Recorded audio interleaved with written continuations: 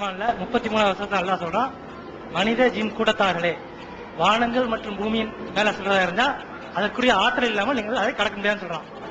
மனுஷன் வந்து ராக்கெட்டை செய்யறான், அது மாதிரி ஜின்னுங்கள் செய்தா அப்படி மக்கினாங்கிற வேலை வந்து அல்லாஹ் வந்து யூஸ் பண்றான். மக்கினா நம்ம அந்த மோட்டார் சாதாரண நம்ம பாக்குறோம். இப்ப அந்த ஜின்னுங்கள் செய்யறத வந்து நம்ம பார்க்க முடியலையே, அந்த மாதிரி இருக்குதா? அதனால மனித குலத்துக்கு வந்து ஆபத்து இருக்குதா?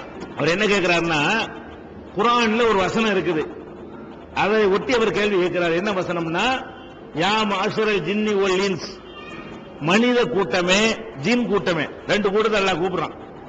இனிஸ்த தாத்தும் புதுவின் அத்தாரி சமாவாத்தி உள்ளர், வானங்கள் பூமியுடைய பல திசைகளுக்கும் நீங்கள் செல்வதாக இருந்தால் பண்புது செல்லுங்கள், லா தன்புதுன இல்லாது சுல்தான், அதற்கான ஆற்றலை கொண்டே தவிர நீங்கள் செல்ல முடியாது அப்படின்னு குர்ஆன்ல ஒரு வசனம் இருக்கிறது.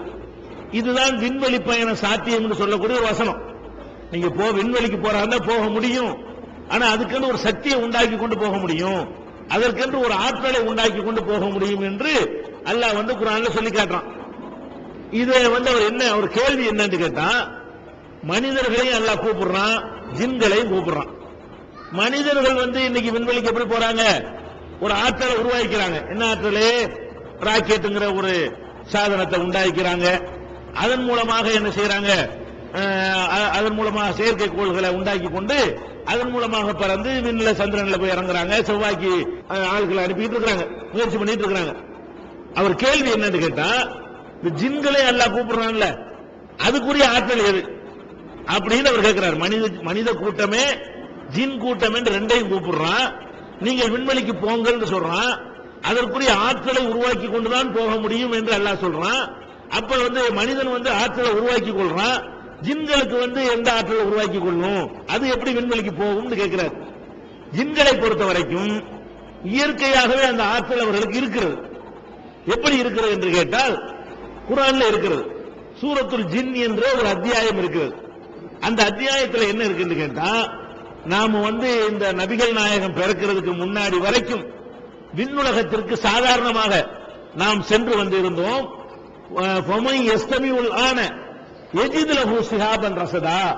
இப்ப நம்ம யாராவது போனோம்னு சொன்னா தீப்பந்தம் நம்மளை விரட்டுகிறது அப்படின்னு ஜின்கள் பேசிக் கொண்டதாக திருமலை குர்ஆனில் எல்லாம் சொல்லி காட்டுறான்.